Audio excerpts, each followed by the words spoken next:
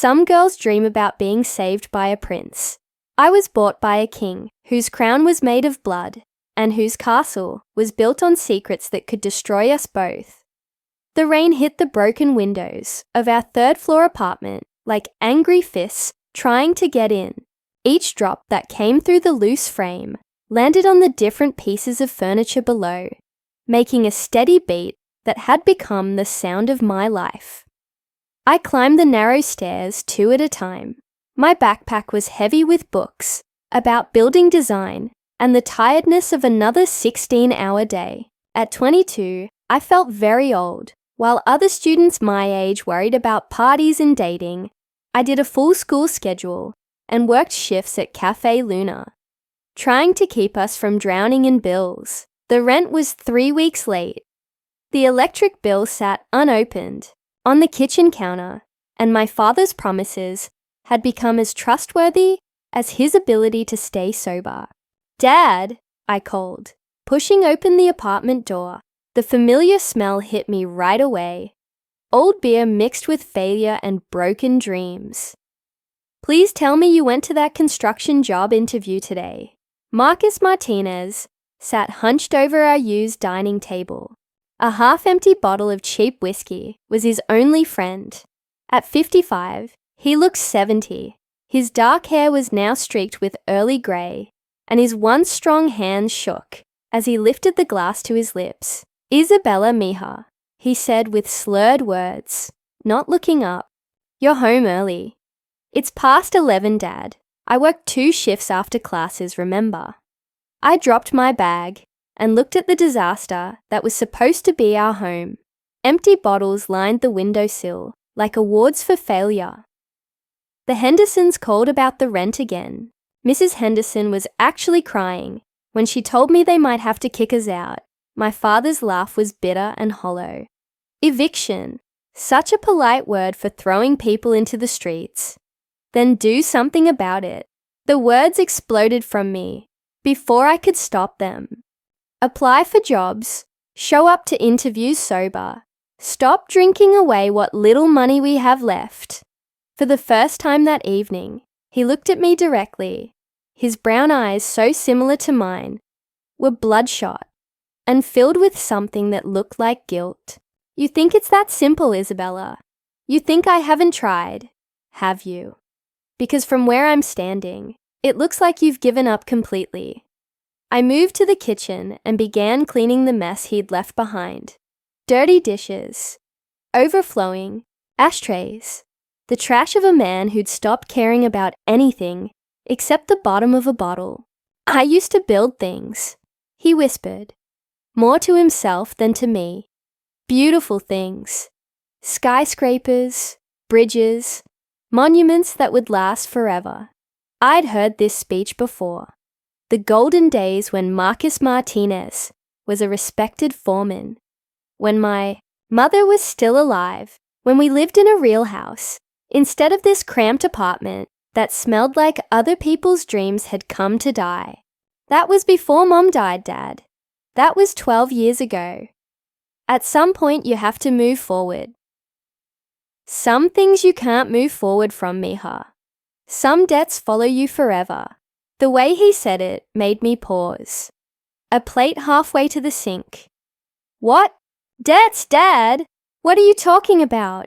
But he'd already returned to his bottle, going back into the alcohol-filled fog that had become his favorite escape.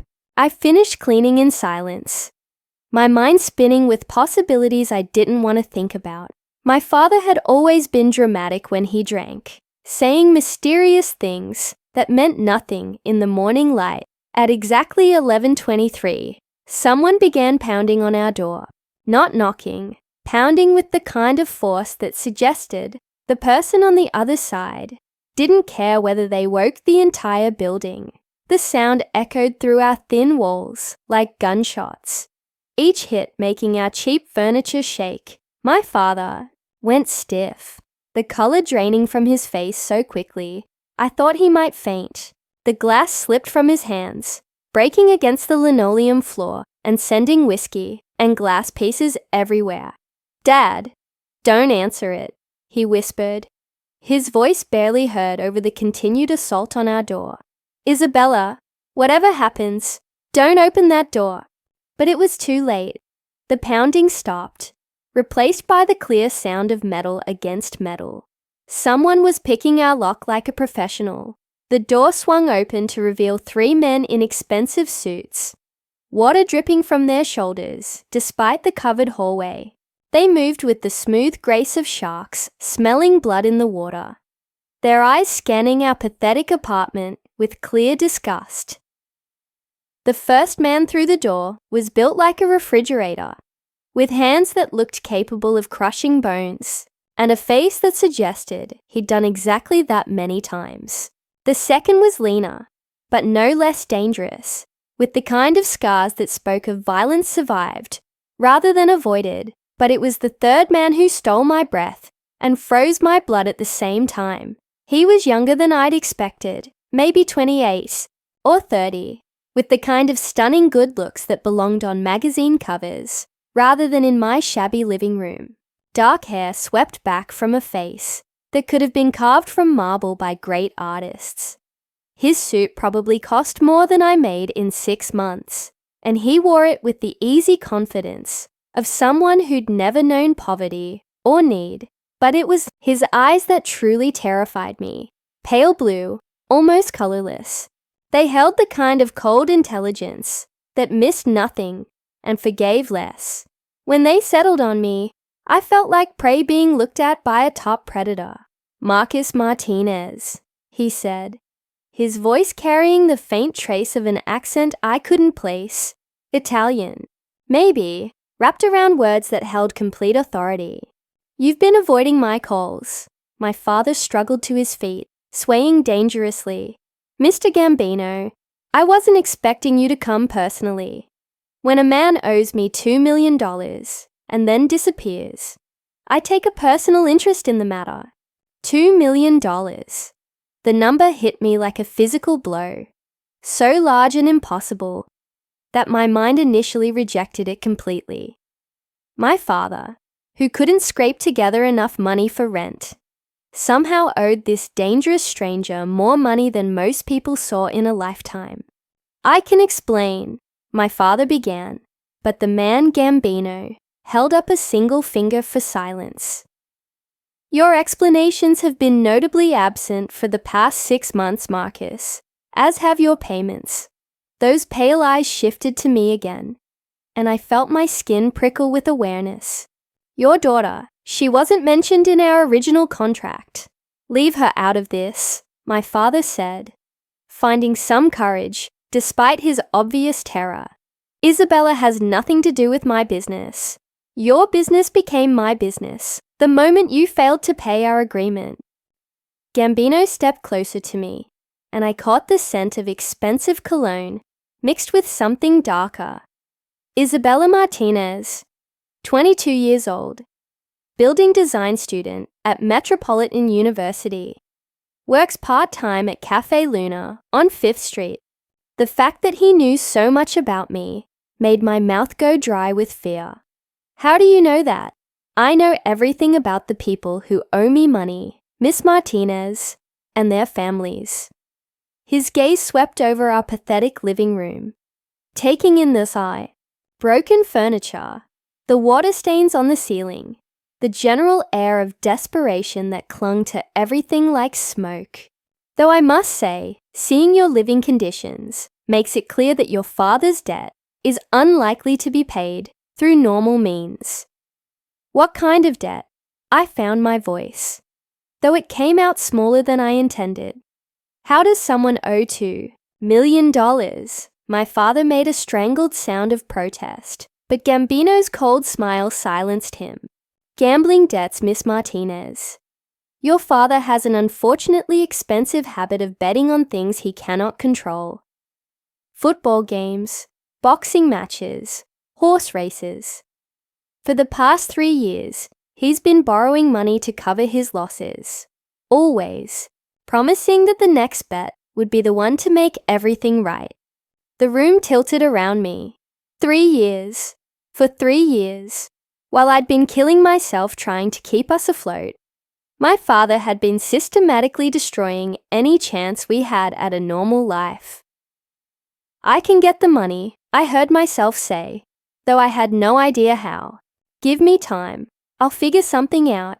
$2 million, Miss Martinez. At your current income rate, you'd need about 47 years to earn that much. Assuming, of course, that you never spend a penny on trivial things like food or shelter. "Then what do you want?" Gambino studied me for a long moment, and I had the unsettling feeling that he was seeing something I didn't understand. Something that had nothing to do with money or debt or the desperate math of poverty. "Your father has 3 days to give me $2 million, Miss Martinez. If he cannot produce the money, then I'll be forced to collect payment in other ways." His pale eyes never left mine. "And I assure you, the alternatives are far less pleasant for everyone involved." He turned to leave, his men falling into formation around him like a well-practiced dance. But at the door, he paused, looking back over his shoulder with an expression I couldn't read. "3 days, Marcus. Don't make me come looking for you again." The door closed behind them with a soft click that somehow carried more threat than if they'd slammed it hard enough to shake the building. I stood frozen in the center of our ruined living room, trying to process what had just happened. $2 million, 3 days, and a man with pale eyes who looked at me like I was the answer to a question I didn't understand. The call came at exactly 10:20 in the morning, 36 hours after Alessandro Gambino had walked out of our apartment and taken my sense of security with him. I was sitting in advanced structural design, desperately trying to focus on Professor Williams's lecture about load-bearing calculations, when my phone vibrated against the desk. Unknown number. My stomach clenched with instant dread. "Miss Martinez." That familiar voice flowed through the phone like expensive whiskey over ice. "I trust you've had time to consider our conversation." Around me, students scribbled notes and drew diagrams, completely unaware that my world was falling apart in real time. I slipped out of the classroom and into the hallway, pressing my back against the cold concrete wall. "My father doesn't have $2 million, I whispered. "You know he doesn't have it. I know many things about your father, Isabella. May I call you Isabella?" He didn't wait for permission. "I know that he lost his construction job due to a gambling incident involving his foreman's wages. I know that he's failed to pay 17 different loans in the past 2 years. I know that your mother's life insurance was the only thing that kept you from being homeless when you were 17. Each revelation hit like a physical blow. How could this stranger know more about my family's history than I did? What I'm curious about is you, a young woman giving up her youth to support a father who has repeatedly betrayed her trust. Most people would have walked away by now. He's my father, and loyalty is admirable. It's also something I value highly in my business relationships." A pause that stretched just long enough to make me nervous. "I'd like to discuss alternative arrangements. Are you available this afternoon?" "I have classes." "Miss Martinez, your father owes me $2 million. In 24 hours, if that debt remains unpaid, alternative collection methods will be put into action. I suggest you rethink your priorities." The line went dead, leaving me staring at my phone in the middle of a busy hallway, while students flowed around me like water around a stone. 24 hours. The 3 days he'd originally given us had somehow become one. I skipped my remaining classes and took the bus to the address he'd texted me, watching the city transform as we moved from my rundown neighborhood toward the wealthy areas. The houses grew larger, the lawns more perfect, the cars more expensive. By the time I reached my stop, I felt like an alien, visiting a foreign planet. The mansion that rose before me belonged in design magazines, not reality. Clean lines of glass and stone created a building that seemed to flow perfectly into the landscaped grounds surrounding it. Water features and careful lighting turned the approach into something like a work of art. Two men in dark suits stood at the front entrance, their bulging jackets suggesting they were armed. They nodded respectfully as I approached, as if young women in discount store clothing regularly visited this fortress of wealth and power. "Miss Martinez," one of them said, "Mr. Gambino is expecting you." The interior was even more impressive than the exterior. The entrance alone could have housed my entire apartment, with marble floors that gleamed like mirrors and a staircase that curved upward in an elegant spiral. Original artwork hung on the walls, pieces I recognized from textbooks, but had never expected to see in someone's home. Impressive, isn't it? Alessandro appeared from a side hallway, moving with the fluid grace of someone completely at home in luxury. My grandmother insisted on Italian marble throughout the main floor. She said anything less would be an insult to our heritage. He looked different in daylight, younger somehow, but no less dangerous. The perfectly tailored suit emphasized his athletic build, and I caught myself noticing details I shouldn't. The way his dark hair caught the light, the small scar above his left eyebrow that suggested a violent past. "Isabella Martinez," he said, as if testing the way my name felt in his mouth. 22 years old, graduated top of your class from Lincoln High, despite working 30 hours a week to support your family. Full scholarship to Metropolitan University based on a design portfolio that your professors described as extraordinary for someone your age. How do you know all this? Alessandro gestured for me to follow him through hallways, lined with more priceless art. "Knowledge is power, Isabella. The more I understand about the people in my life, the better I can serve their needs." He led me into a study that looked like something from a European castle. Floor-to-ceiling bookshelves held leather-bound volumes that appeared to be first editions, and a massive desk dominated the center of the room. Behind it, windows offered a view of gardens that stretched toward the horizon. "Please, sit."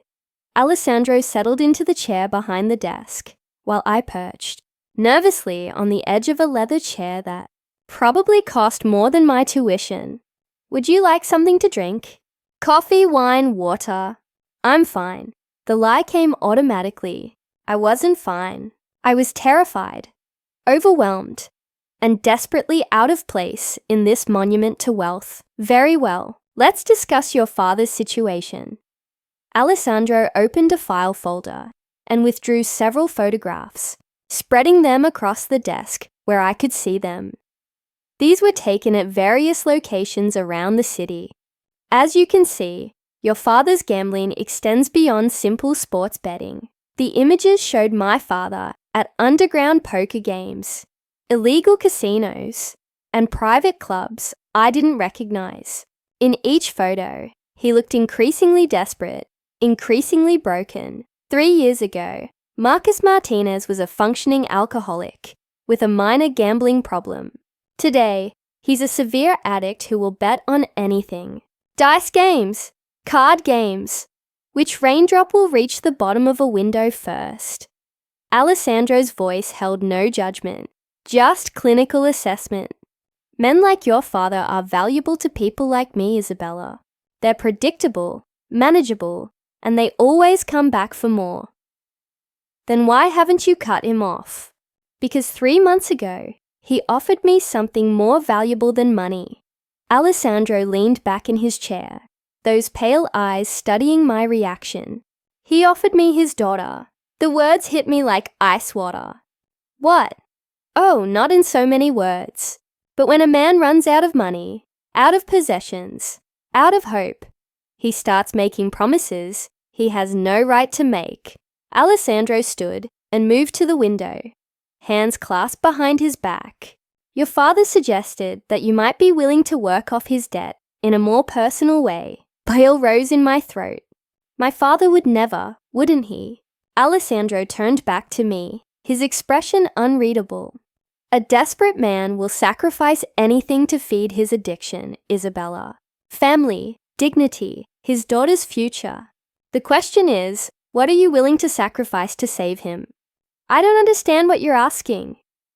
I'm asking you to marry me." The words hung in the air between us, like a blade hanging by a thread. I stared at him, certain I'd misheard. "Excuse me." "A business arrangement," Alessandro clarified, as if discussing the weather. "You become my wife, and your father's debt disappears.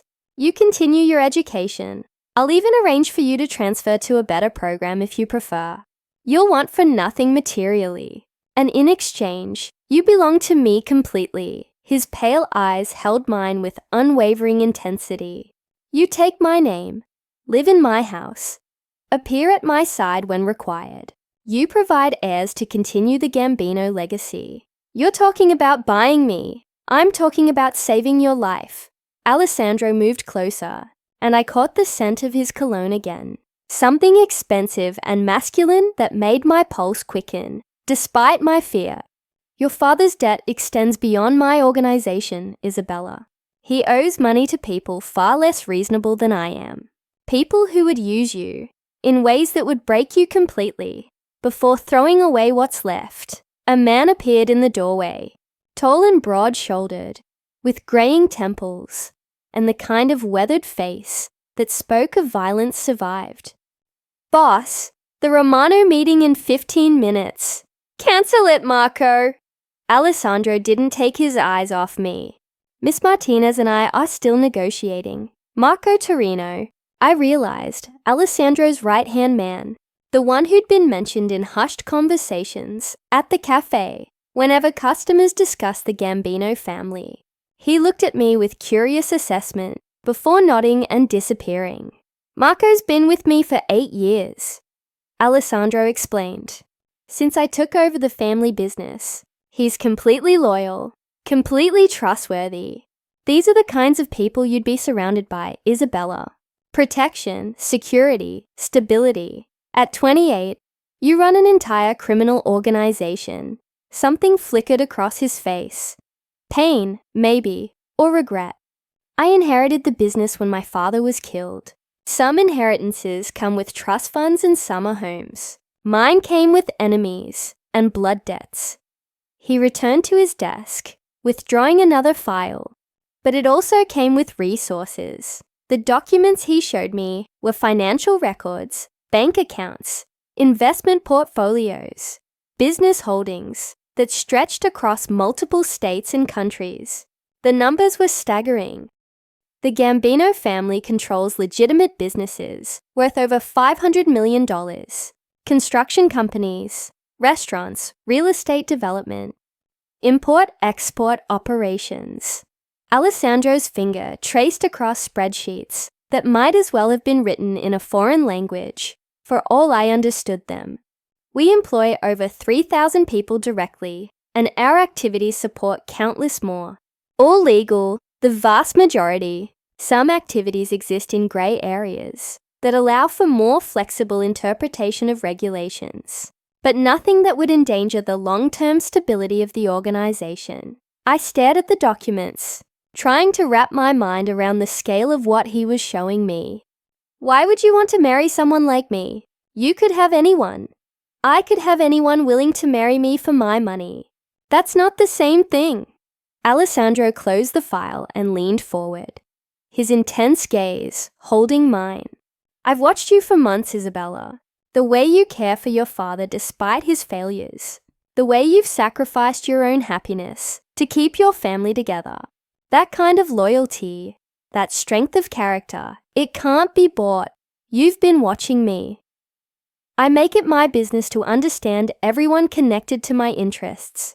Your father became my concern the moment he started borrowing money from my associates." Alessandro's smile was sharp. "But you became my concern for entirely different reasons. This is insane. This is business. I need a wife who will provide legitimate heirs and represent the family with dignity. You need security and the kind of protection that will keep you and your father alive." He stood and moved around the desk, stopping just close enough to make me intensely aware of his presence. "It's a mutually beneficial arrangement, and if I refuse..." Alessandro's expression didn't change, but something cold flickered in his pale eyes. "Your father dies painfully and publicly. as an example to others who might consider not paying their obligations. You'll be left to deal with his remaining creditors, who are considerably less civilized than I am. That's not a choice. That's force. Welcome to my world, Isabella. Alessandro returned to his chair, suddenly looking every one of his 28 years, and then some. Choice is a luxury most people can't afford. The question is, will you make the smart choice, or will you let pride destroy everything you've worked to protect? I stared at this dangerous, beautiful man who was calmly discussing purchasing my life as if it were a business transaction. Everything I'd planned, everything I'd dreamed of, was crumbling around me. I need time to think. You have until tomorrow morning. After that, alternative collection methods will be put into action, and the offer expires. Alessandro's voice was gentle but firm. Consider carefully, Isabella. Some opportunities only come once. I spent the entire night staring at the ceiling, Alessandro's proposition echoing in my mind like a song I couldn't stop hearing. Marry him. Become his wife. Sign away my freedom to save my father's worthless life. By dawn, I'd convinced myself there had to be another way. First National Bank opened at 9, and I was waiting outside when the security guard unlocked the doors. My appointment with a loan officer had been scheduled for weeks, a desperate attempt to get student loan help that might free up enough money to help with rent. Now I had bigger problems. Miss Martinez, the loan officer, a middle-aged woman with kind eyes and a practical suit, gestured me into her office.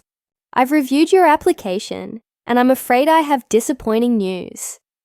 I sat in the uncomfortable chair across from her desk, my hands clenched in my lap. What kind of disappointing news? With your current income and debt-to-income ratio, we can't approve you for any additional lending. In fact, your existing student loans are showing some concerning payment problems. My stomach dropped. What do you mean?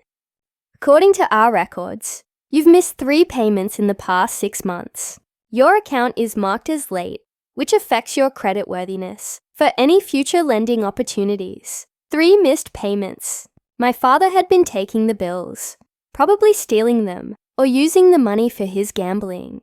I felt the familiar burn of betrayal, mixed with helpless rage. Is there anything else I can do? Any other options? The woman's expression softened with sympathy. I'm sorry, Miss Martinez. Perhaps a family member could co-sign.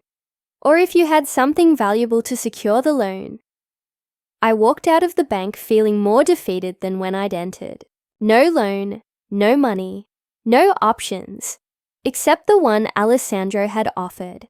The city seemed different as I made my way back toward campus. Brighter, more threatening, full of people who belonged in ways I never would. My phone buzzed with a text from an unknown number. Cafe Milano, 2 p.m. We need to discuss terms. I should have ignored it. Should have gone to classes. Pretended my world wasn't falling apart.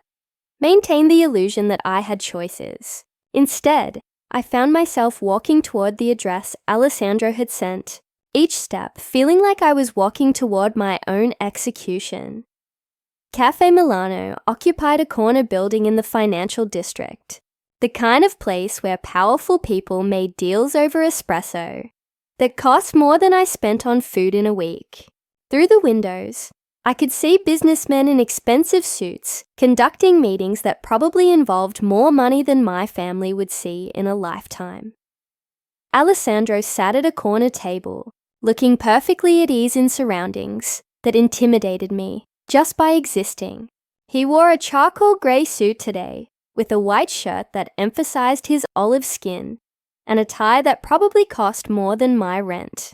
When he saw me approach, he stood with the fluid grace of someone who'd been taught proper manners since childhood. Isabella, thank you for coming. He pulled out a chair for me, a gesture of old-world courtesy that felt surreal given our circumstances. I took the liberty of ordering for you. Cappuccino, no sugar, and a croissant. I hope that's acceptable. The fact that he knew my coffee preferences sent a chill down my spine. How do you know how I drink my coffee? I told you yesterday. I make it my business to understand the people in my life. Alessandro returned to his seat, those pale blue eyes studying my face with unnerving intensity. You look tired. Did you sleep poorly?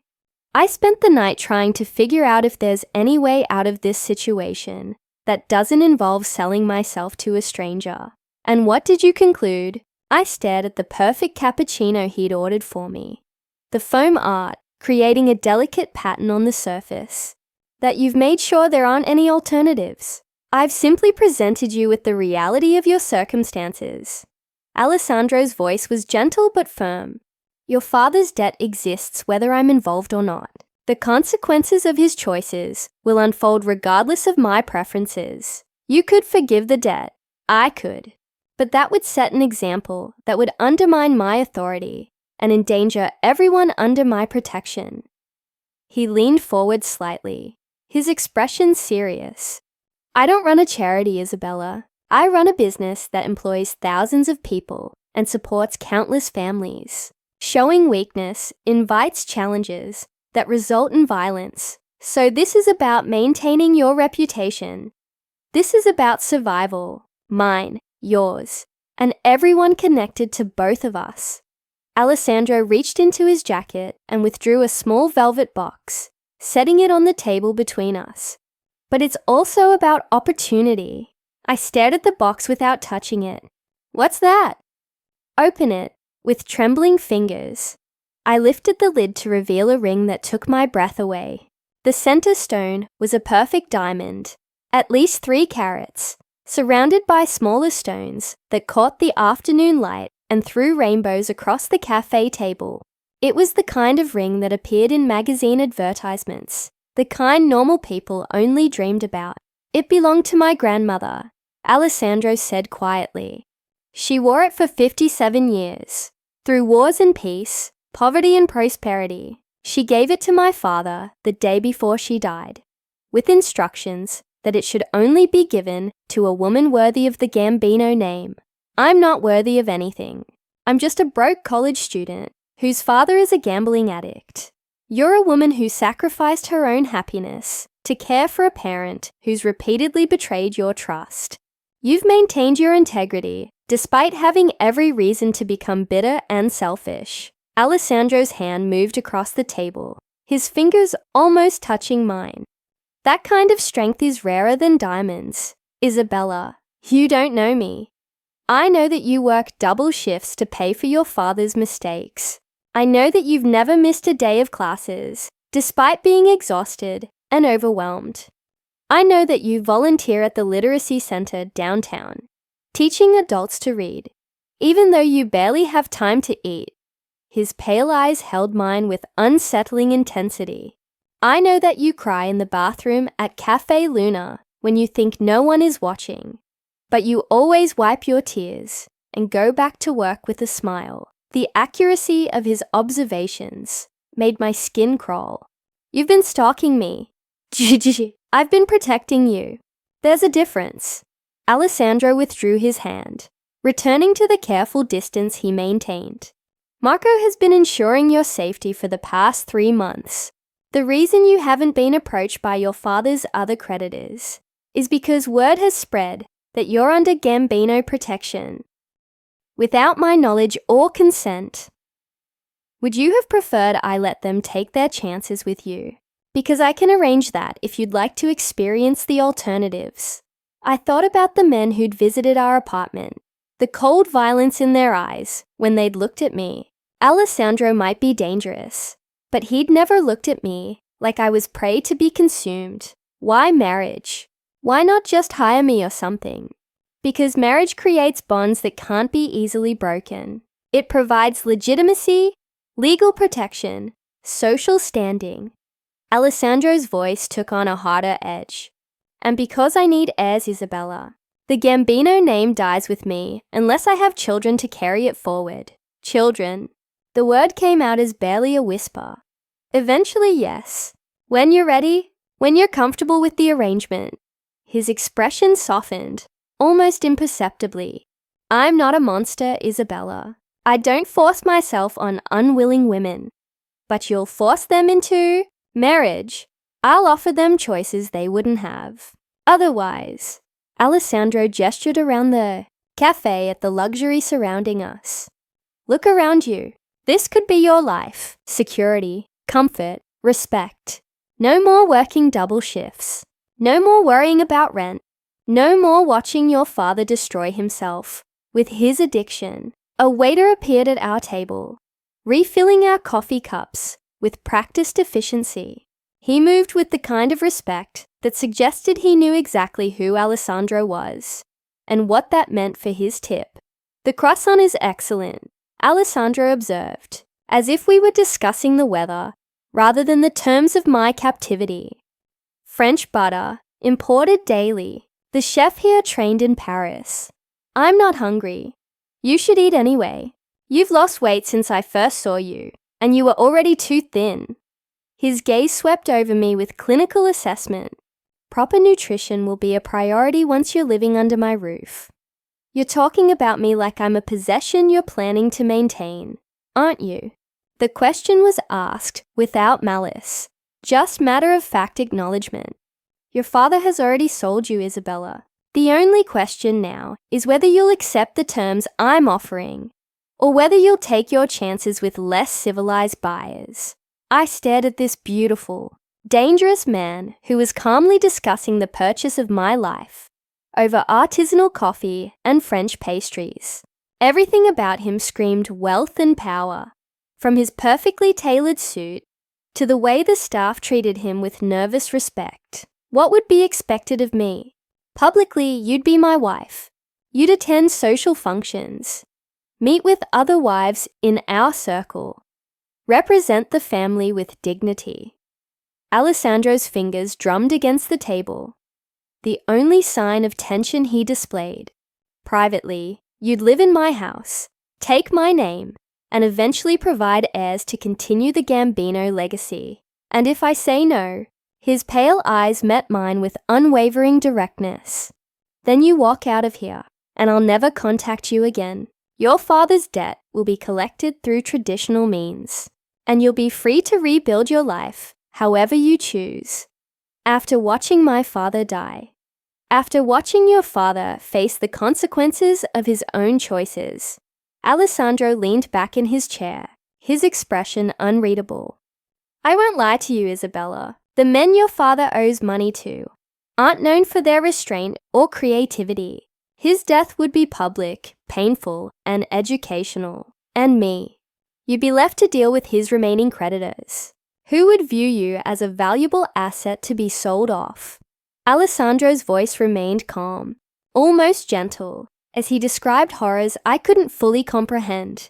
Some debts are inherited, Isabella. Your father's gambling has created obligations that will outlive him unless they're satisfied. I closed my eyes, trying to shut out the images his words created. When I opened them, Alessandro was still watching me with that unsettling intensity. I need more time. Time is a luxury neither of us can afford. Alessandro signaled for the check, and the waiter appeared instantly with the bill. I've made arrangements for you to see what your life could become. Marco will pick you up at 7 tonight. I haven't agreed to anything. No, you haven't. Alessandro stood and moved around the table, stopping beside my chair. His hand settled on my shoulder, warm and heavy and possessive. But we both know you will. His touch sent an unexpected jolt of electricity through me, and I caught his scent again, that intoxicating mixture of expensive cologne and barely controlled power. When I looked up at him, something flickered in his pale eyes that I couldn't identify. Until tonight, Isabella, he left me sitting alone at the cafe table, the velvet ring box still open between my hands, and the weight of an impossible decision crushing down on me like a physical force. 2 weeks had passed since Alessandro's proposal. 2 weeks of carefully planned encounters that felt like a strange courtship dance. He appeared at my university, waiting by my car with coffee and pastries from expensive cafes. He sent flowers to the coffee shop where I worked, always with handwritten notes that struck the perfect balance between romantic and respectful. He had dinner delivered to our apartment when he knew I'd be too exhausted to cook. Each interaction was designed to show me what my life could become, and despite my resistance, I found myself looking forward to seeing him. There was something magnetic about Alessandro Gambino that went beyond his obvious wealth and power. When he looked at me, I felt like the only person in the world who mattered. But I hadn't given him an answer yet. "You're being ridiculous. Isabella," I muttered to myself as I packed my backpack for another long day of classes and work. "He's a criminal, a dangerous man who's basically trying to buy you." The logical part of my brain knew this was true, but the part that was tired of being afraid, tired of struggling, tired of watching my father destroy everything we touched, that part whispered that maybe Alessandro's offer wasn't as terrible as it seemed. I was walking across campus toward the library when my phone rang. Unknown number, but I'd learned to recognize the particular ringtone that accompanied Alessandro's calls. "Good morning, Isabella. It's barely 8 a.m. Alessandro, don't you sleep?" "Not much." His voice held a note of something I couldn't identify. Weariness, maybe, or stress. "I need to see you. Something's happened." The urgency in his tone made my stomach clench with anxiety. "What kind of something?" "Not over the phone. Marco is already on his way to pick you up. I have classes. Cancel them." The command was soft but firm. "This is about your safety, Isabella. Don't argue with me." The line went dead, leaving me staring at my phone in the middle of the quad, while students flowed around me like water around a stone. Whatever had happened, it was serious enough to shake Alessandro's usual calm composure. Marco's black SUV pulled up to the curb within minutes, and I climbed into the passenger seat with a growing sense of dread. The man who'd been Alessandro's right hand for 8 years looked tense, his weathered hands gripping the steering wheel with white-knuckled intensity. "What's going on, Marco?" "Boss will explain." His voice was gruff, colored by an accent I couldn't place. "But we need to get you somewhere safe first." We drove in silence through the city, taking a route I didn't recognize, toward an industrial area I'd never seen before. Warehouses and abandoned factories lined the streets, their broken windows like dead eyes, staring out at a world that had moved on without them. Marco pulled up to a plain building that looked like every other warehouse in the district, but I noticed the subtle signs of security, cameras hidden in strategic positions, men who tried to look casual. While obviously watching our approach, Alessandro met us at the entrance, his usual perfect appearance marred by tension lines around his eyes, and a jaw clenched tight enough to crack teeth. He wore dark jeans and a black sweater instead of his customary suit, and I realized with a start that this was the first time I'd seen him dressed casually. "Isabella." He pulled me into his arms before I could protest, holding me against his chest with desperate intensity. "Thank God you're safe." The embrace lasted only seconds, but I felt the tremor in his hands, the rapid beat of his heart against my cheek. Whatever had happened, it had genuinely frightened him. "What's wrong?" I pulled back to look at his face, seeing fear beneath the carefully controlled exterior. "You're scaring me." "Your apartment was attacked this morning. Men with guns broke down the door, destroyed everything, took your father." Alessandro's pale eyes were hard as winter ice. "If you'd been there." The world tilted around me. "My father, is he?" "He's alive for now. They left this." Alessandro handed me a Polaroid photograph that showed my father tied to a chair, blood trickling from his nose, his eyes wide with terror. On the back, someone had written, "The girl for the old man, 24 hours. My knees gave out, but Alessandro caught me before I could fall, his strong arms supporting my weight as shock crashed over me in waves. "Who did this?" "The Bratva, Russian organized crime." Alessandro guided me to a chair, his hands gentle but firm. They've been moving into our territory for months, testing boundaries, seeing how far they can push before we push back. But why my father? Why me? Alessandro knelt in front of my chair, his hands covering mine. Because they know you matter to me. Because taking you would hurt me more than any business loss ever could. The admission hung between us like a confession. In 2 weeks, I'd gone from stranger to weapon, from irrelevant college student to valuable target. The thought was terrifying and oddly thrilling at the same time. I should call the police. The police can't help with this. Alessandro's voice was gentle but firm. This is my world, Isabella, with its own rules and its own justice. If you want your father back alive, you have to trust me. Trust you. I barely know you. You know that I've kept you safe for months without you even realizing it. You know that I've treated you with more respect than most men would show their wives, let alone a woman they're trying to convince. Alessandro stood, moving to the window that looked out over the warehouse district. You know that I'm the only person in this city with the resources to get your father back. He was right, and we both knew it. Whatever my feelings about Alessandro and his proposition, he was my only hope of saving what was left of my family. What do they want? You, in exchange for your father's life. Alessandro turned back to me, his expression carved from stone. They think you're my weakness, Isabella. They're not wrong. The vulnerability in his admission made something flutter in my chest. This powerful, dangerous man who commanded respect and fear from everyone around him was admitting that I had the power to hurt him. If I go to them, you're not going anywhere near them.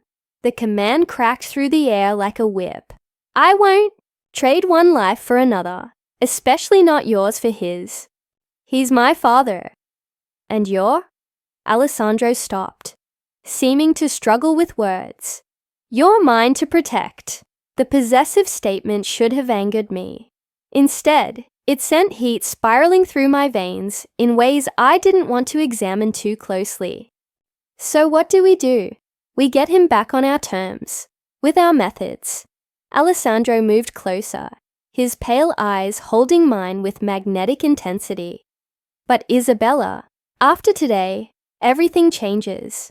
Once the Bratva has marked you as a target, you can never go back to your old life. What do you mean? I mean that as of this moment, you're under my protection permanently. Whether you marry me or not, whether you want it or not, you belong to me now. His hand cupped my face with surprising gentleness. The moment they decided to use you as leverage, they made you a part of this world.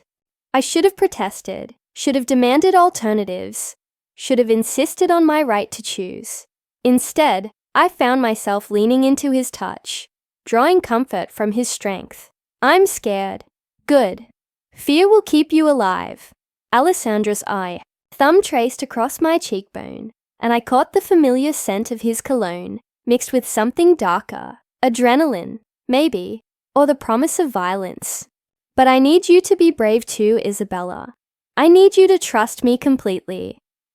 How? By accepting that your old life is over and embracing what comes next. Alessandro leaned closer, his breath warm against my ear. By saying yes to my proposal and becoming my wife in truth, not just in name. Now, with my father missing and people trying to kill us, especially now, Alessandro pulled back to meet my eyes, his expression intense with desire and determination, because after tonight, there won't be any going back for either of us. Before I could respond, Marco appeared in the doorway, his expression grim. Boss, we've got movement. 3 vehicles just pulled up outside the Martinez apartment. Looks like they're setting up surveillance. Alessandro's hand tightened on my face, his pale eyes blazing with cold fire. They're watching for her to come home. He turned to Marco. How long until we're ready? 2 hours, maybe 3. The men are in position, but Dimitri's holed up in that old textile factory with at least 20 guards. Then we move at midnight. Alessandro looked back at me, his expression softening slightly. Isabella, I need you to stay here where it's safe. Marco will watch over you while I get your father back. I'm coming with you. Absolutely not. He's my father, my responsibility. I stood, surprised by the steadiness in my voice. I won't sit here hiding while other people risk their lives for my family. Alessandro studied my face for a long moment, and I saw the exact moment when his perception of me shifted. No longer the fragile college student he was protecting, but someone capable of standing beside him in darkness. If you come with me tonight, there's no going back. You'll see things, do things, become someone you never imagined you could be. His pale eyes held mine with unwavering intensity. Are you prepared for that? I thought about my father, probably terrified and alone in some abandoned building. I thought about the life I'd been living, always afraid, always struggling, always at the mercy of other people's choices. And I thought about Alessandro, dangerous and magnetic, offering me a chance to stop being a victim. Yes, Alessandro's smile was sharp as a blade and twice as beautiful. Then, let's go to war. Isabella Martinez. He pulled me against him, his mouth capturing mine in a kiss that tasted of desperation and promise, and the metallic tang of violence to come.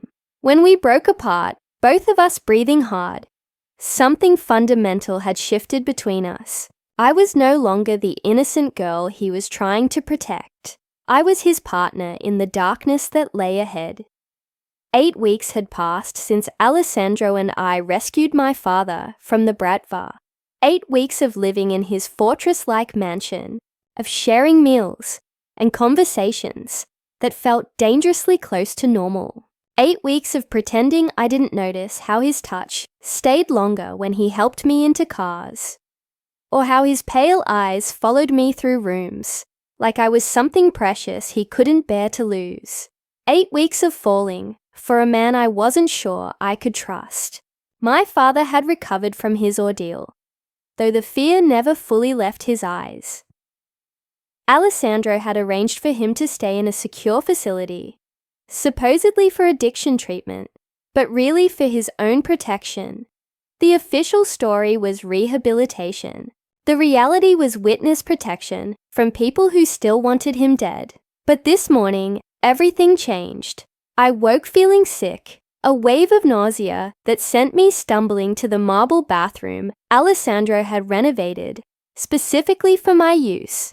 As I knelt on the cold floor, throwing up into the pristine toilet, a terrible possibility occurred to me.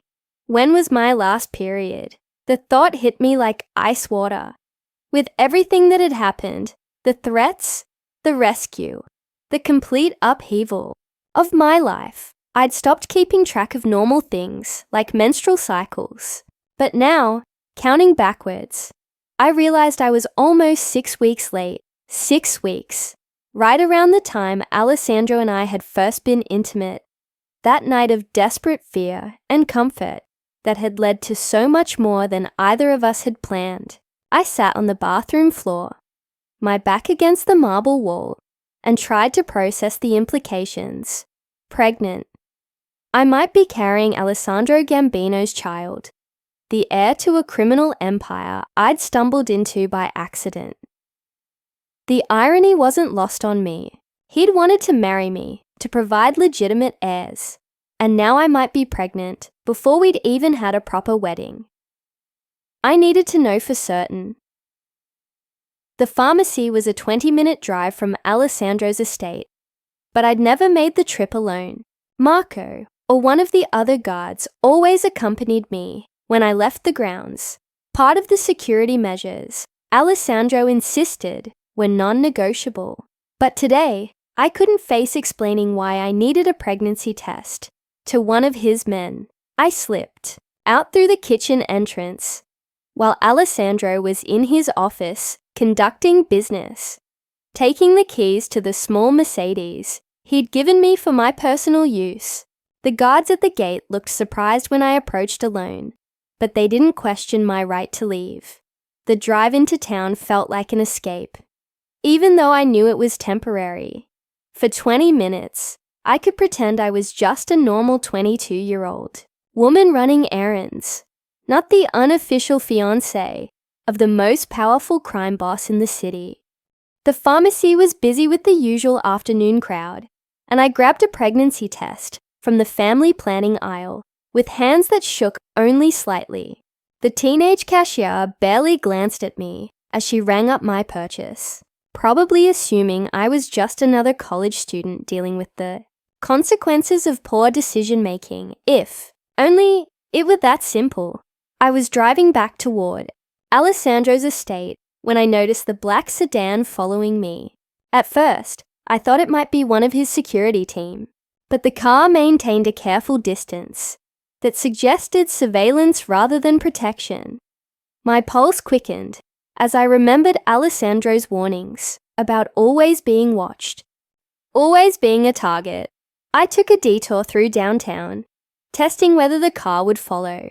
It did, staying exactly 3 vehicles behind, professional and patient.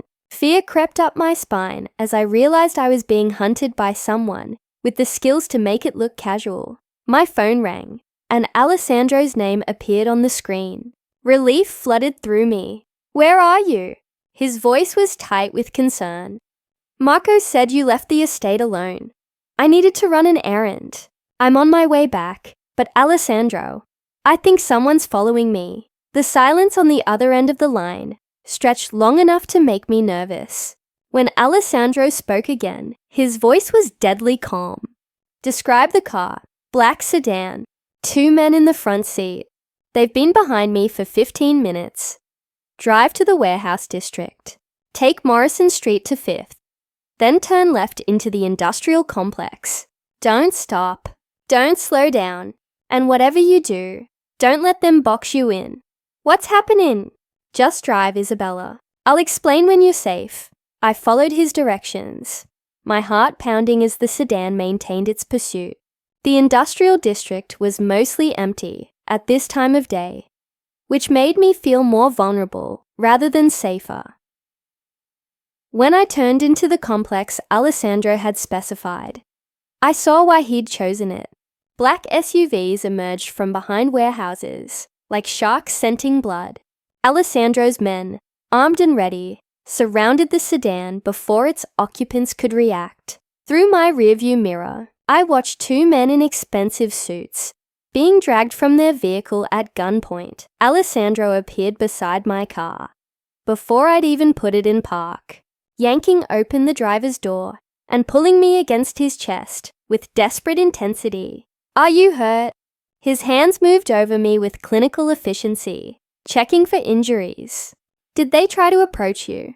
"No, they just followed me." "Alessandro, who were they?" "Bratva scouts.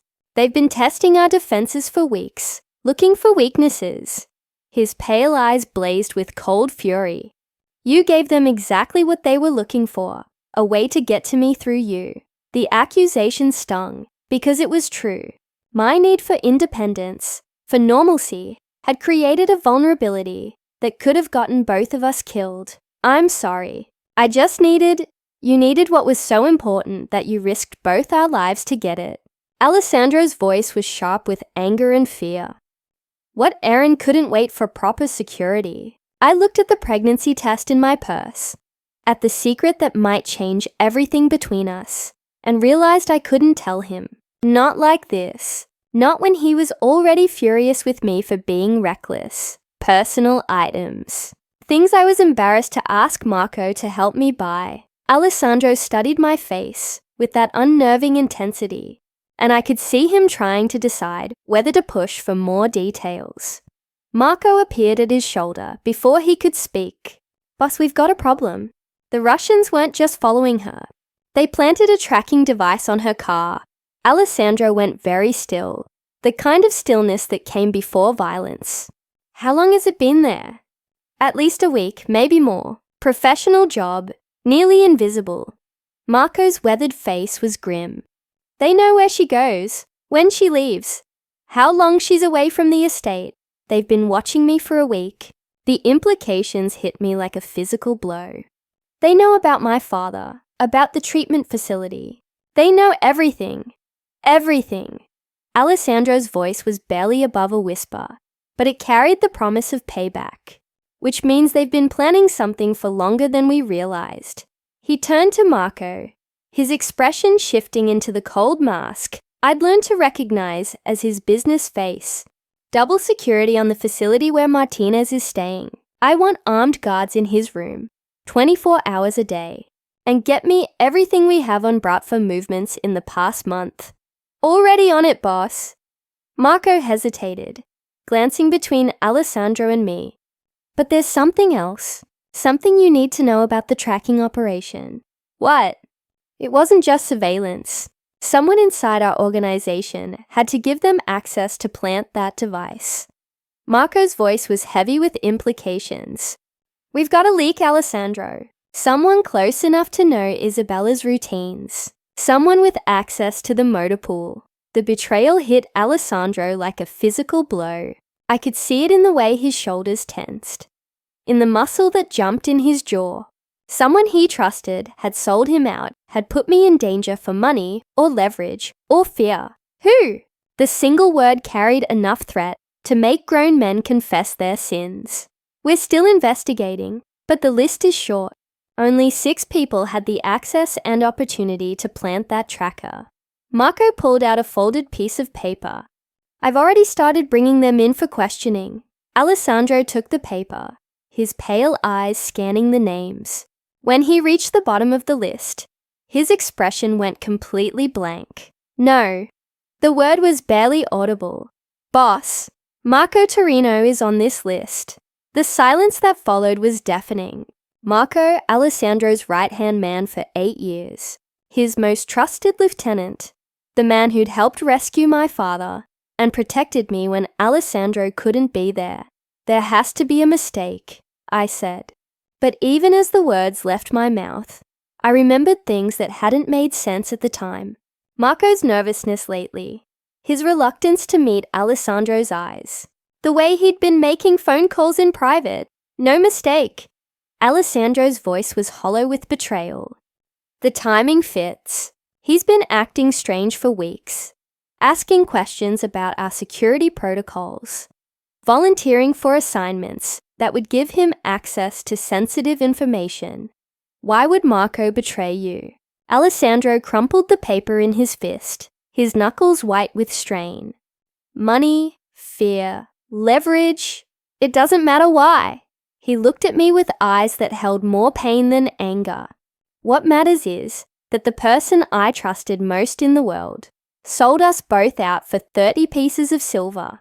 The biblical reference wasn't lost on me. Alessandro had been betrayed by someone closer than a brother, someone who'd shared his table and his trust for nearly a decade. What do we do now? Now we clean house. Alessandro pulled out his phone, his fingers moving with deadly efficiency. And then we make sure everyone understands the price of betrayal.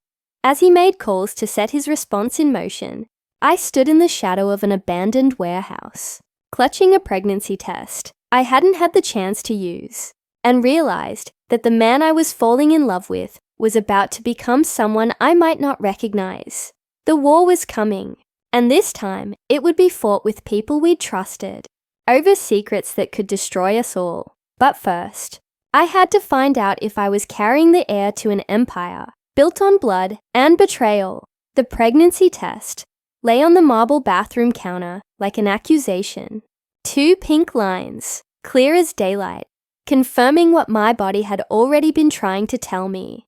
Pregnant. 6 weeks along with Alessandro Gambino's child. Conceived during a night when fear and comfort had stripped away all our careful boundaries. I stared at my reflection in the mirror, trying to see some sign of the life growing inside me. I looked the same, tired, stressed, but otherwise unchanged. Yet everything was different now. I wasn't just Isabella Martinez, the college student who'd stumbled into a criminal's world. I was carrying the heir to an empire built on violence and power. Downstairs, I could hear Alessandro's voice echoing through the mansion's corridors, sharp with anger as he coordinated the search for Marco. His most trusted lieutenant had vanished sometime during the night, taking with him 8 years of secrets and the knowledge of every weakness in the Gambino organization. The betrayal had cut Alessandro deeper than any physical wound. I'd watched him age a decade in the space of hours, his pale eyes growing cold with the kind of fury that promised payback measured in blood rather than money. I needed to tell him about the pregnancy, but not now. Not when he was consumed with hunting down the man who'd sold us out to our enemies. This news required calm, privacy, and his full attention, none of which were available while we were essentially at war. A soft knock interrupted my thoughts. "Isabella!" Alessandro's voice carried through the bathroom door, gentler than the tone he'd been using with his men. "Are you all right? You've been up there for over an hour." I quickly shoved the pregnancy test into the trash and opened the door, hoping my face didn't reveal the secret I was carrying. "I'm fine, just tired." Alessandro studied me with those unnerving pale eyes, taking in details I hoped weren't as obvious as they felt. "You look pale. Are you feeling sick?" "It's been a stressful day." Not entirely a lie, though stress was the least of my problems at the moment. He reached out, his fingers cool against my forehead. "No fever, but you should rest. I've increased security around the estate. Nobody gets in or out without my personal authorization. Have you found Marco?" Alessandro's expression hardened. "He's gone into hiding, probably with Brat for protection. But we'll find him. Betrayal like this can't go unanswered, Isabella. It sends the wrong message to everyone who depends on our strength." I watched him transform before my eyes. The man who touched my face, with gentle concern, becoming the ruthless leader who commanded fear and respect throughout the city. It was a reminder that no matter how tender he could be with me, Alessandro Gambino was still a dangerous man. What will happen when you find him? What always happens to traitors? Alessandro's voice was matter of fact, empty of emotion. Marco made his choice when he sold us out. Now he'll face the consequences. The casual way he discussed murder should have terrified me. Instead, I found myself nodding, understanding that in this world, betrayal was a crime punishable by death. Marco had put both our lives at risk, had endangered my father, had sold information that could have gotten me killed. In Alessandro's world, that debt could only be paid in blood. "I need to check on something at the facility where your father is staying," Alessandro continued, his hand finding mine. "Will you be safe here for a few hours?"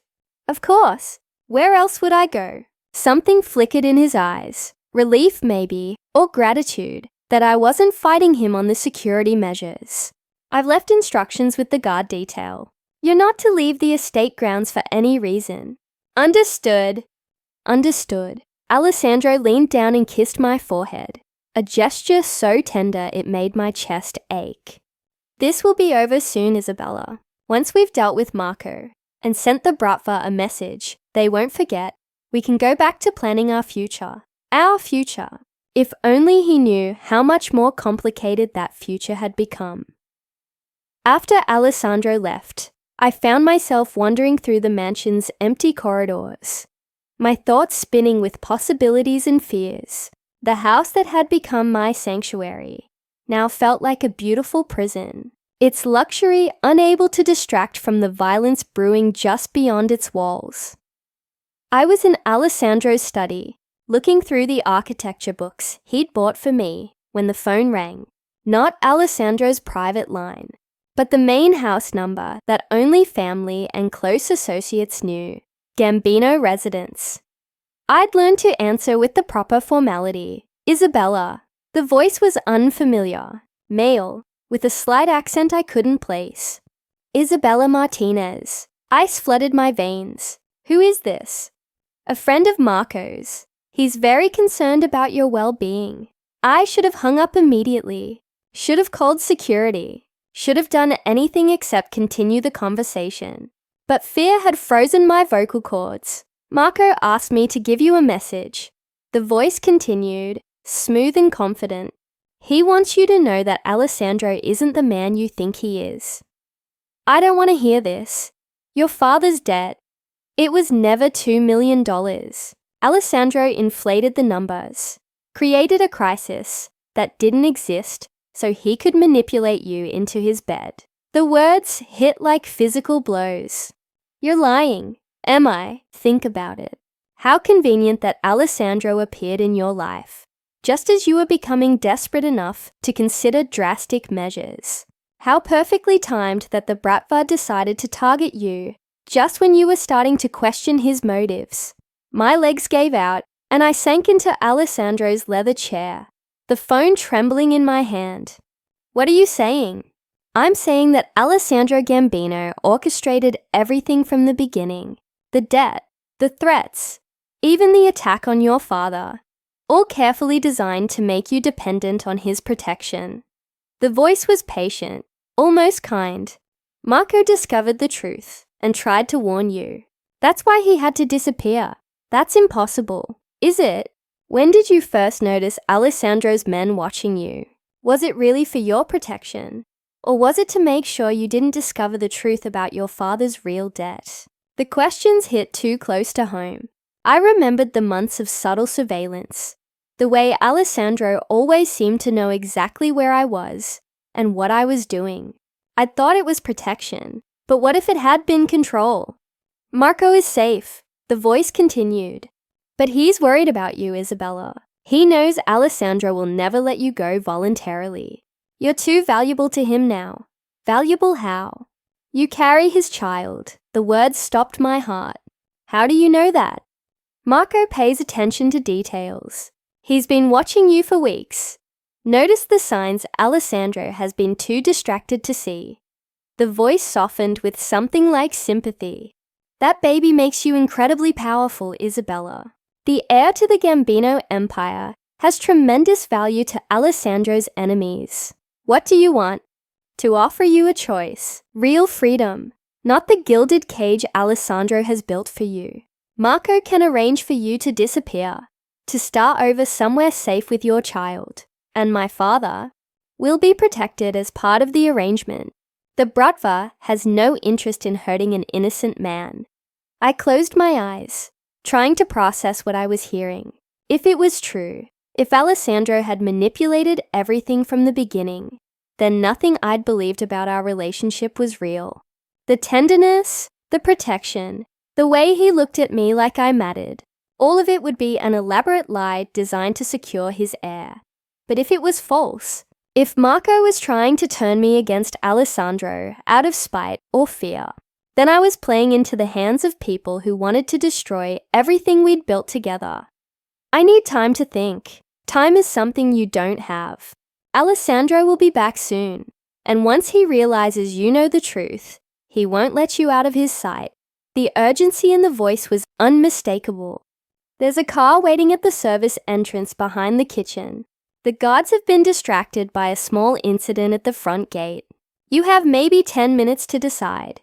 10 minutes to throw away everything. 10 minutes to save myself and my child from a life of beautiful captivity. The line went quiet for a moment. Your father would want you to be free, Isabella. More than anything, he'd want you to have the choice he never could give you. The phone went dead, leaving me alone in Alessandro's study, with the weight of an impossible decision. Through the windows, I could see movement near the front gate, some kind of commotion that had drawn the guards' attention away from the main house. I thought about the pregnancy test hidden in my bathroom trash, about the future Alessandro envisioned for us, marriage, children, a life of luxury built on violence and control, about the possibility that everything I'd believed was a lie designed to trap me. And I thought about the alternative, running into the unknown with strangers who claimed to offer freedom, but might be leading me into something worse. The sound of a car engine drifted through the windows from somewhere behind the house, My ride to freedom or my path to destruction. I had to choose, and I had less than 10 minutes to decide whether to trust the man I was falling in love with or the voice on the phone promising me truths I wasn't sure I wanted to hear. The pregnancy test in the trash seemed to mock me with its certainty. 2 pink lines that had changed everything, regardless of which choice I made. But as I sat in Alessandro's chair, surrounded by the books he'd bought for me and the life he'd built around me, I realized that my decision had already been made the moment I'd seen those 2 pink lines. I was carrying his child. Whatever else might be true or false, whatever games might be being played around me, that baby was real. And that baby deserved better than to be born into a war between people who claimed to care about me.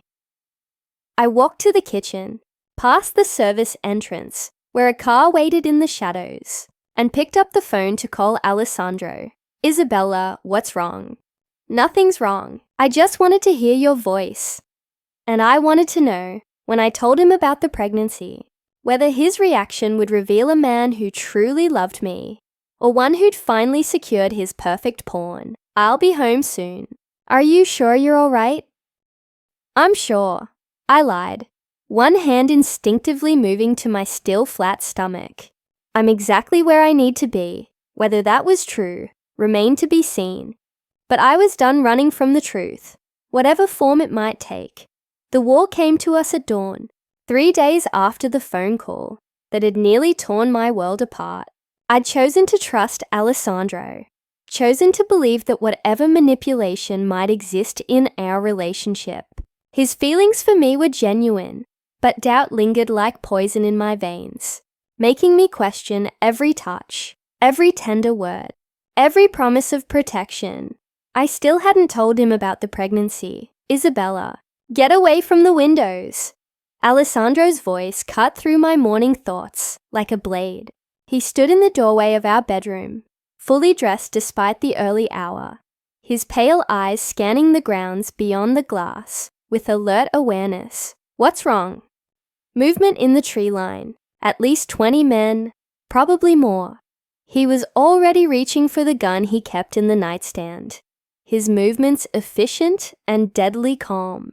The Bratva is making their move. Through the bulletproof glass, I could see dark figures moving between the trees that bordered Alessandro's estate. They advanced with military precision, using the landscape for cover as they surrounded the mansion like a noose drawing tight. Where's my father? Safe. I moved him to a secondary location yesterday when our intelligence suggested this was coming. Alessandro checked his weapon with practiced ease, then tucked a second gun into his waistband. But Isabella, there's something you need to know before this starts. The serious tone in his voice made my stomach clench with dread. What? We found Marco. I turned from the window, studying his face for clues about what this meant. Is he alive? He's alive. But what he told us... Alessandro's jaw tightened with controlled fury. The Bratva has been planning this for months, Isabella. The attack on your father, the surveillance, even Marco's betrayal. It was all orchestrated to separate us from our allies and leave us vulnerable. How? They knew Marco had gambling debts. They've been slowly buying his loyalty for over a year, feeding him just enough money to keep him dependent while gathering intelligence about our operations. Alessandro moved to the window, his gaze tracking movement in the distance. The night they took your father, Marco gave them our security protocols. He thought he was just helping them grab a random kidnapping victim for ransom. But then why did he help rescue Dad? Because by then he realized he was in too deep to get out. The Bratva doesn't let people walk away, Isabella. Once you're compromised, you either serve them completely or you die. Alessandro's voice carried the weight of hard experience. Marco chose to serve them. The betrayal hit me like a physical blow, even though I'd known it was coming. Marco, who'd protected me, who'd seemed genuinely loyal to Alessandro, had been playing a double game that could have gotten us all killed. But there's more. Alessandro continued, his pale eyes meeting mine with startling intensity. "The phone call you received 3 days ago, that was Marco. He was trying to get you to run because the Bratva promised to spare your life if he could deliver you to them voluntarily." My blood turned to ice. They wanted me alive. They want you alive because you're carrying my heir. Alessandro's gaze dropped to my still flat stomach, and I saw knowledge in his eyes that made my knees weak. "Did you think I wouldn't notice, Isabella? The morning sickness, the exhaustion, the way you've been avoiding wine at dinner." He knew. Alessandro had known about the pregnancy, possibly longer than I had, and he'd been waiting for me to tell him. The realization that he'd been protecting, not just me, but our unborn child, made something shift inside my chest. "How long have you known?" 2 weeks, since you started falling asleep during our evening conversations and couldn't tolerate the smell of coffee. Alessandro moved closer, his hand coming up to cup my face with infinite gentleness. "I've been waiting for you to trust me enough to share the news. I was afraid you'd think I did it on purpose to trap you." "Trap me?" Alessandro's thumb traced across my cheekbone, and I saw something raw and vulnerable in his expression. "Isabella, I've been hoping for this since the first night we were together. You carrying my child isn't a trap. It's a gift I never thought I deserved." Before I could respond, the sound of gunfire erupted from somewhere on the grounds. Alessandro immediately pushed me away from the window, his protective instincts overriding everything else. The panic room. Now, he guided me toward a section of wall that looked identical to the rest, but concealed a hidden door. "You'll be safe there until this is over. I'm not hiding while you fight a war. You're carrying my child, Isabella. That changes everything." Alessandro's voice was steel, wrapped in silk.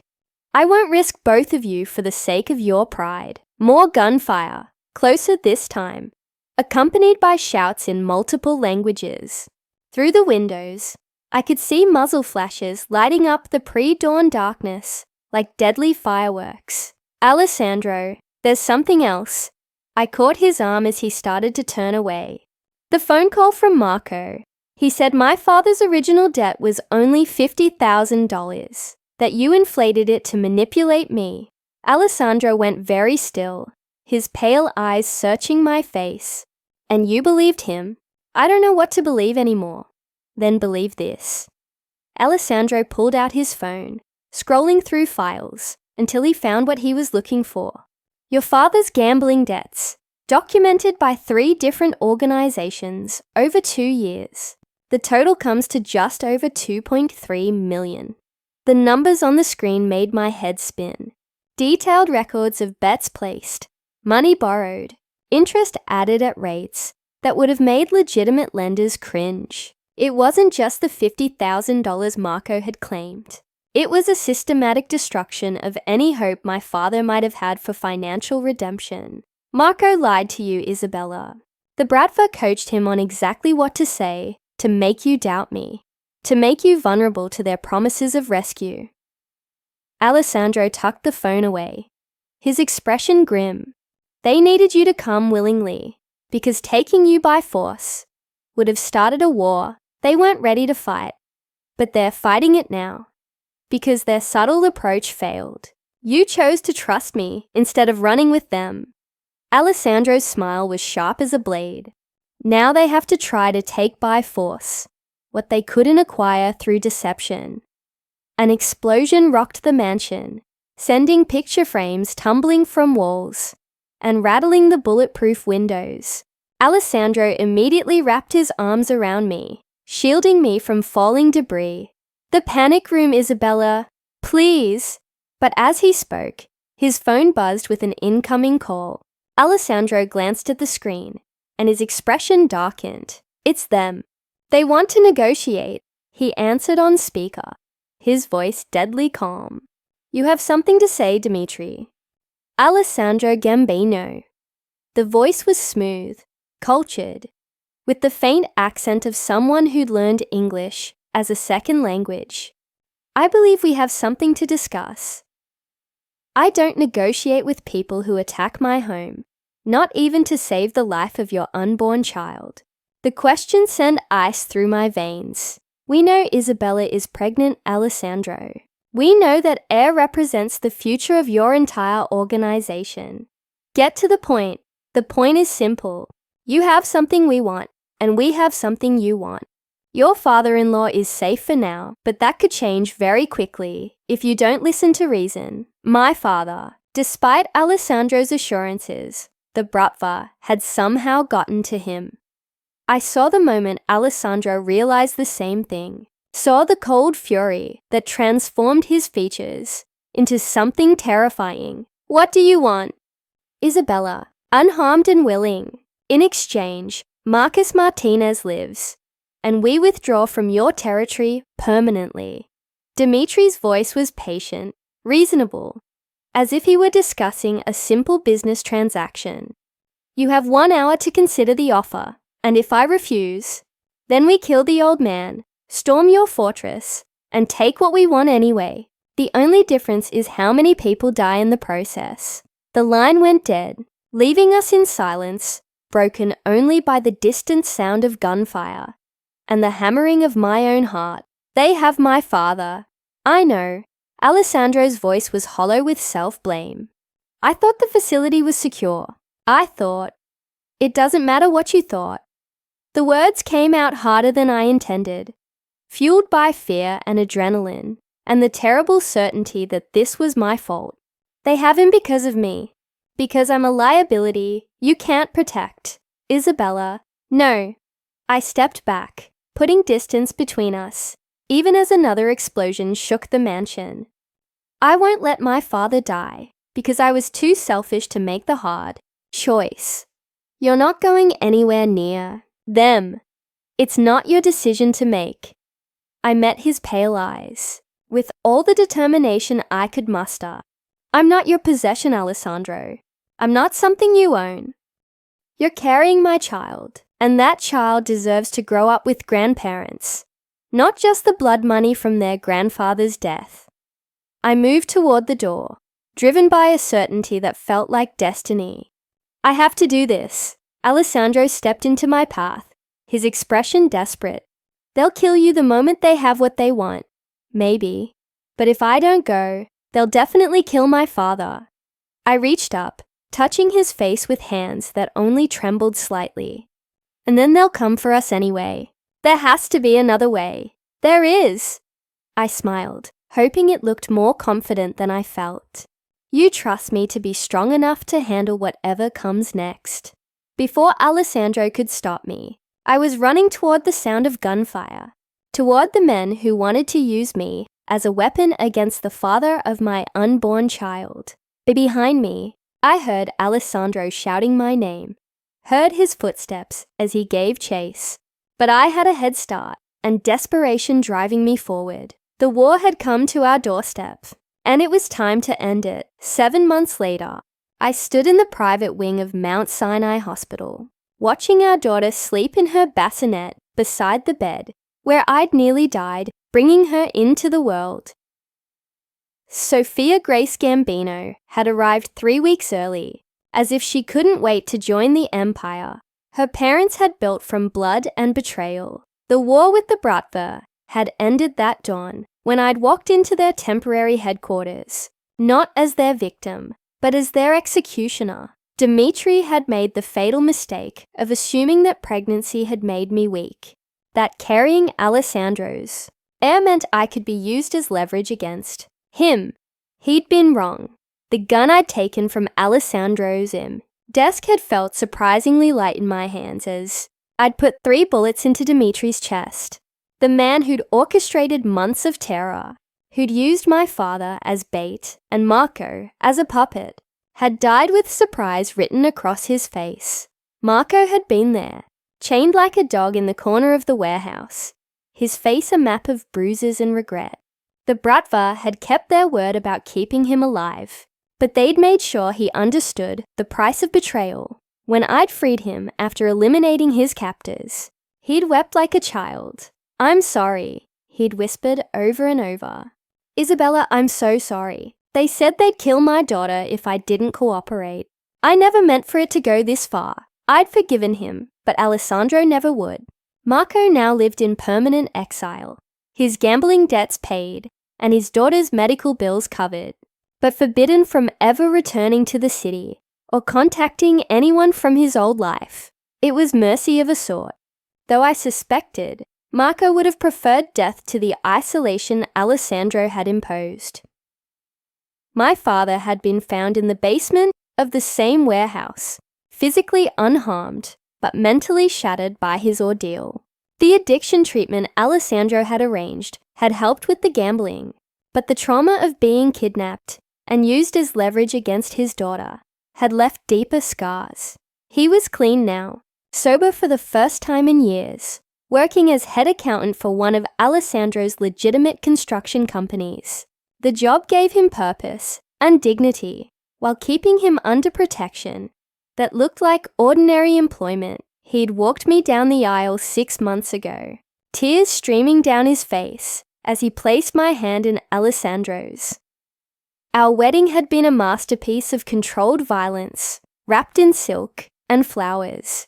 Representatives from every major crime family on the East Coast had attended, some as allies, others as carefully managed threats. The ceremony itself had taken place in a private chapel on Long Island, with security so extensive that the FBI had mistaken it for a summit meeting.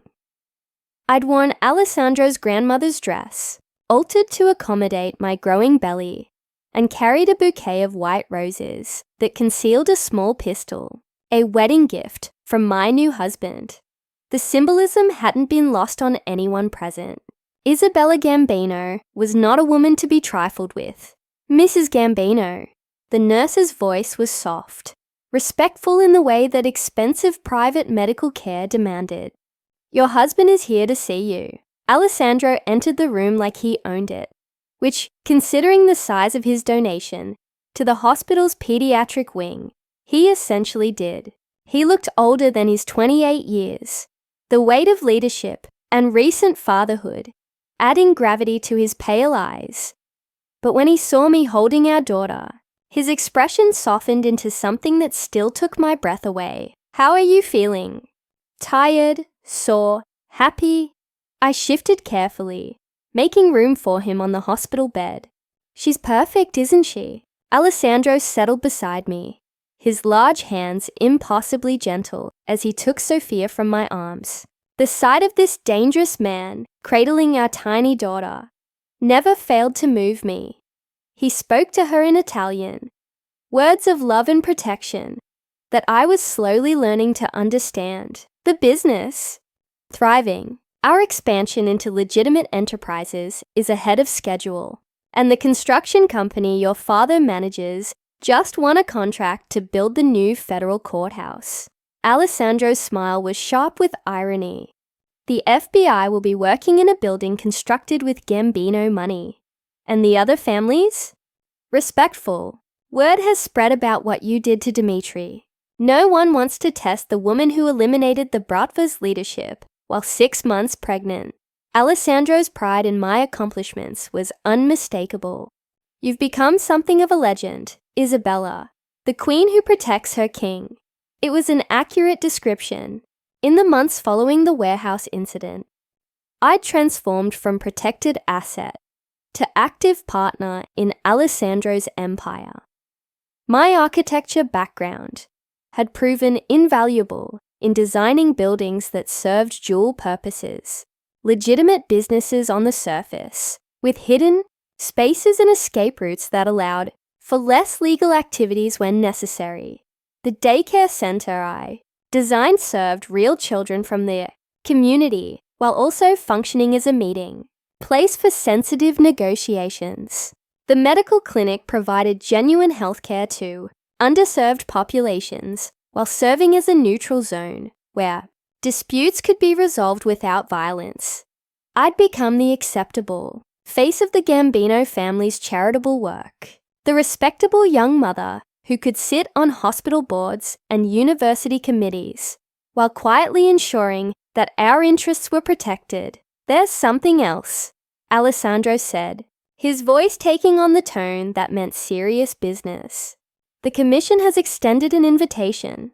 They want to meet you formally. The commission, the governing body that theoretically controlled organized crime activities across the country, being invited to address them, was recognition that I'd moved beyond being Alessandro's wife to being a power in my own right. When? Next month, when you've recovered from the delivery. It's largely ceremonial, but it establishes you as my official partner rather than just my spouse. Alessandro shifted Sophia to his shoulder, patting her back with practiced ease. It also means that any attack on you will be considered an attack on me by every family in the organization.